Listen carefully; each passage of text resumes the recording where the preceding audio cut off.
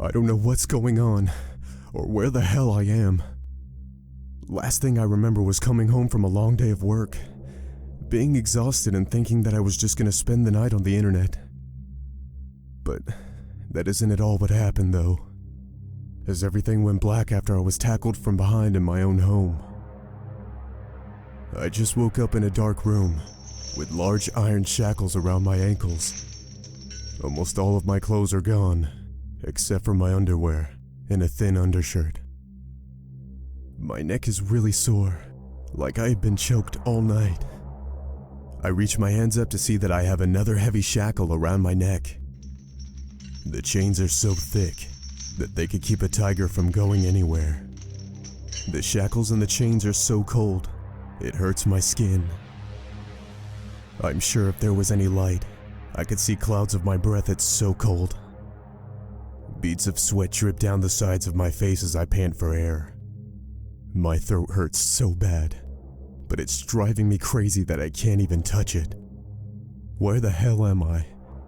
What the hell happened? And why am I here?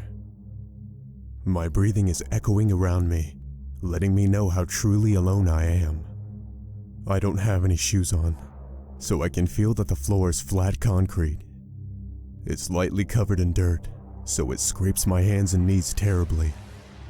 I notice there's thin metal wires around my wrists.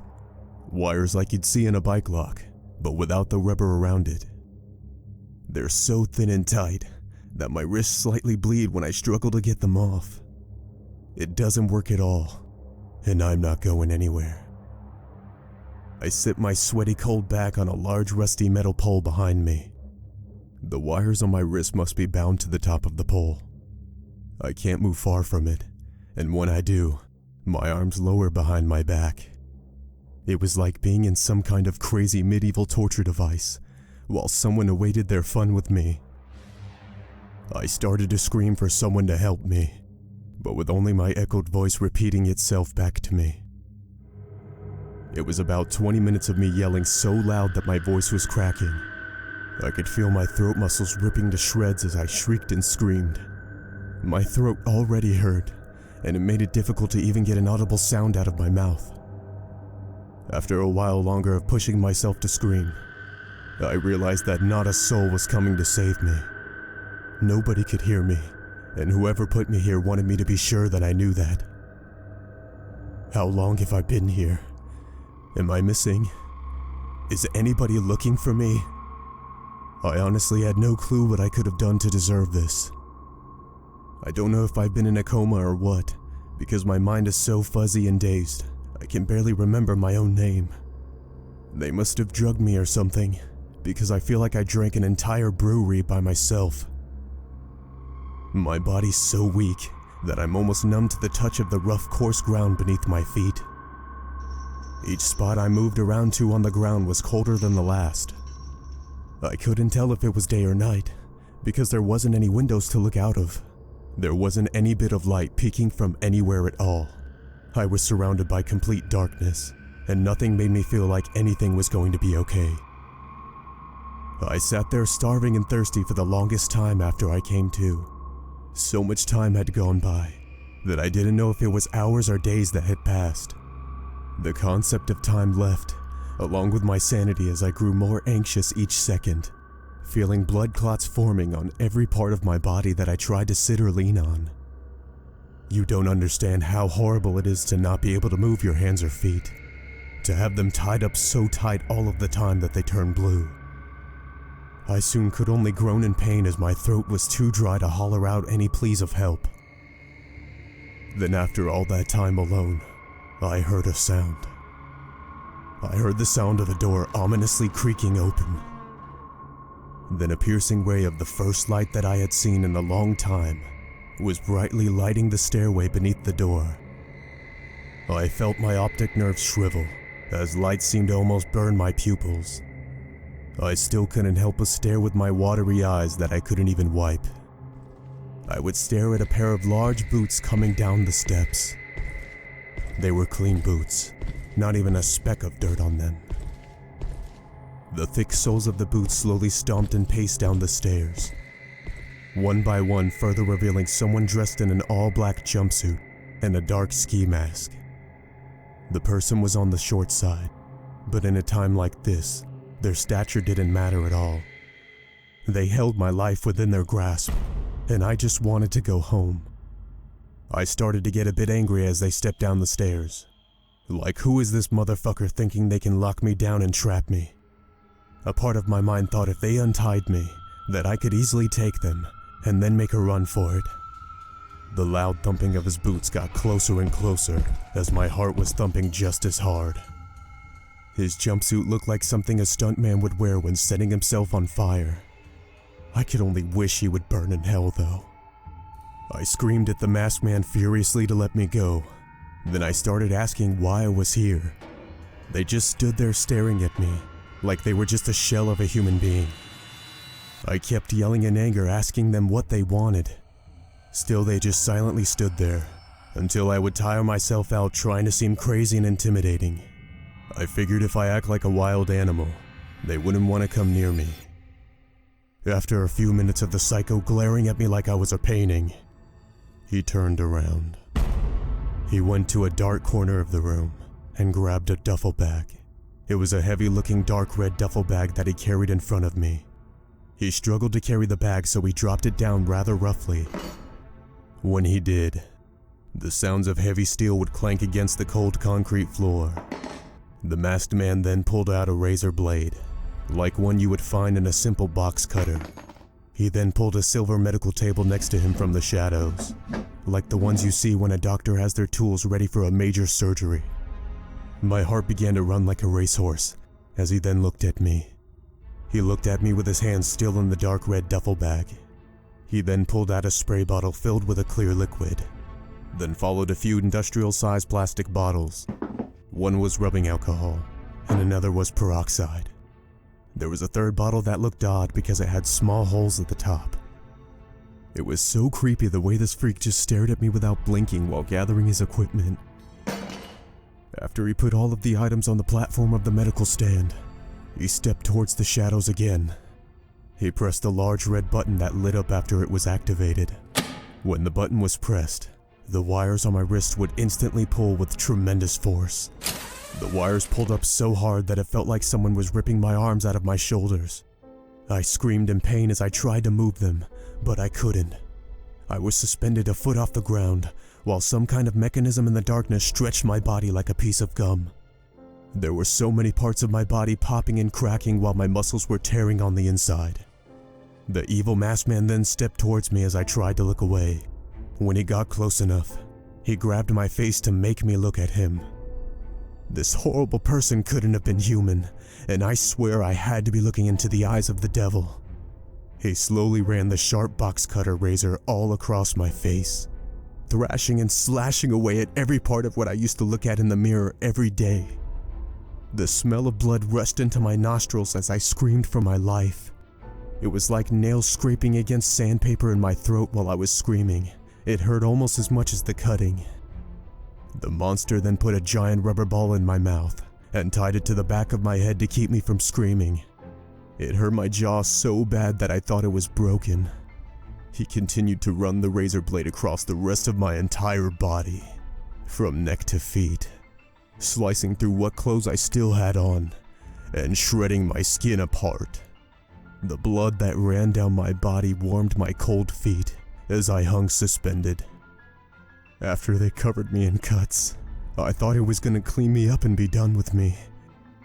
But they were far from over. The masked man went over to the medical table and grabbed the spray bottle with a clear liquid inside. He walked back towards me as I trembled in fear. He stood there for a moment to watch my pain and agony, and what I imagined was complete satisfaction to him.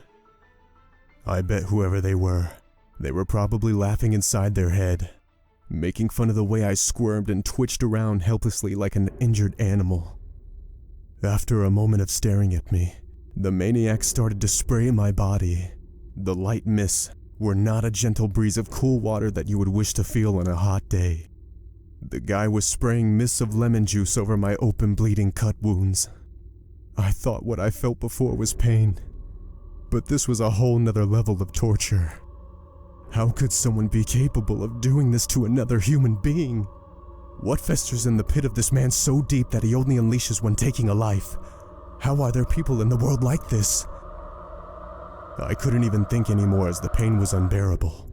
The masked man kept fiddling with the nozzle to make it squirt in a stream or spray in a cloud, all over my cuts, and even getting into my eyes and mouth when I tried to speak. It was so painful when I tried to close my eyes, trying to escape the pain. It only felt worse. I just kept wishing to pass out, or just collapse, so I didn't have to feel this anymore. Every time I got close to passing out though, the man would inject me with something that made my heart beat super fast. It made my body feel like it was hot, like it was coursing with energy, but I had nowhere to go and nothing to do with it. Every time I try to pass out, he brings me back. Every time I try to die, he brings me back. Every time I just want to die, he brings me back, he brings me back, he brings me back. I just want to die. I just can't take this anymore. I could only hang there anxiously, as what felt like adrenaline coursed through my body. Everything then only got worse from there as he then grabbed the bottle with holes on it. He shook the bottle over my body, and it rained salt onto my bloody lemon-soaked cuts. How could a person be like this? What drove them to this point of this deep over-the-edge insanity? This had to have been going on for what felt like days, even though it was probably mere hours. There was absolutely zero concept of time in this hyperbolic hellhole. After the salt bottle was empty, the masked man threw the bottle against the wall near me. I couldn't have flinched if I wanted to because of the wires holding me in the air. The masked man stared at me while he grabbed the alcohol and peroxide, and I knew what was going to happen next. But if I did have an infection, I would want that to kill me as soon as possible, and not this psychotic freak of nature, this abomination of mankind. But as I figured, he poured both bottles all over me. I suppose he wanted me to thank him for cleaning my wounds, but I was too busy squealing from every tormenting drop. The stinging sensation of the alcohol and peroxide covered my body now, like a quilt of needles caressing me. My wounds were swelling to the point where I looked like a balloon on every limb. I cried so much that night, but I doubt I had any tears left in my body with all that salt that poured on me. The man just looked at me this entire time without an ounce of emotion, then turned around and started walking back towards the shadows. He walked over to that red button and pressed it. This time he gave my wrists enough slack to fall back down to the ground like a chopped down tree, but the rough landing was nothing compared to the hours of devastation I just endured. My eyes became fixed on that damn red button, the one that controlled the wires on my wrists. This button didn't only mean he controlled my life at the whim of his fingertips. This meant I was his puppet to play with, and he was now my master. I sat completely drained and defeated on the cold puddles of chemicals and blood beneath me. I moaned with the minuscule amount of energy I had left in me for him to just let me go. My pleas were met with silence, and from what I could sense, complete resentment. The masked man just stared at me for a while, and this time it was as if he was the sad one. Their black ski mask had only 2 eye holes in it with no mouth hole. I swear, somehow with my eyes still swollen, I think I even saw tears in his eyes. He must have noticed that he was showing emotion to his prey, because he turned his back on me quickly. The masked man then hurried up the stairs like a kid rushing for dinner. The ray of light from the doorway closed to a small crack up the dusty stairway. The person then threw a box of protein bars on the floor in front of me, then a gallon of water that wasn't even opened yet. Then the light was completely sucked into the crack of the door as he closed it completely. I saw the red panel on the wall turn blue after he shut the door, leaving me with silence and these small items of nourishment. The blue light must have meant I was allowed to eat and drink the water, because I had just enough slack to reach them. I had to feel around in the dark for them, but I got them. I was beaten, bloody, and bruised, but I was also hungry and thirsty, and I ate like a creature that didn't even feel like myself. It was like I was watching some primal prehistoric person fiend over a meal in the wild. A once civilized person of society now turned into a beast below the light. My mind couldn't help but let my thoughts rush a million miles an hour while I gorged on the bits of food that I was given. Scarfing down the dry protein bars, I thought, should I even be eating? What if he keeps this up? Why is he keeping me alive? What should I do? With a hefty jug of water next to me, these worries flew out of the window as my thirst took over. It was like my body acting on its own when I grabbed it and turned it upside down. I almost drowned myself, but I didn't care. I was so thirsty that I almost drank the whole thing. As my face was dripping wet, I took a look around me once more. My eyes studied the parts of the darkness that I saw in the brief moments of light. Having some kind of idea that I'm in a basement somewhere, and someone put me down here with a plan. Maybe there was more than one person up there. Maybe there was a bunch of rooms around me with people being held in there like me. There could be more than one person up there in the same outfit, and they could be taking turns. So many scenarios of what could be going on haunted my mind. My body was fighting to survive while my mind was killing me softly. I drifted off into a slumber I wished to take part in during the torture, falling asleep in an icy puddle of lemon juice, alcohol and peroxide. The salt was in clumps on the concrete, so it felt like I was still being cut when I moved around. If I had any concept of time, I swear I was waking up every 5 minutes. The anxiety and the dread of that panel turning red again drove me fucking crazy. The sounds of those heavy footsteps coming down the stairs to deliver my daily dose of violent treatment. I'd do anything I could to make him feel the same pain I felt all this time. I let the anger keep me going, and the thoughts of doing things back to him kept me alive. The thought of me taking that razor blade and slicing his neck would keep my fire burning. I would not let my flame die. I would not let it burn out. The thought of revenge and freedom. Even if I didn't make it out alive, as long as I could take him out, I would die happy. I even repeated these things to myself out loud like a religious chant. All of the things I would do to him if given the chance. It seemed like weeks went by, where I saw the man and he would find different ways to torture me, making sure to always change things up so I wouldn't have any chance of adapting to the pain. If I had to guess, it was 3 months of this ongoing torture. I wouldn't hear a sound from that door at the top of the stairs unless it was open. One day I grew so frustrated that I called him out on his crying while he terrorized my body. I threw every emasculating, demeaning thing I could think of at him, hurling every insult that spawned in my mind. But he ignored my worded weapons and kept going until he felt he reached his limit.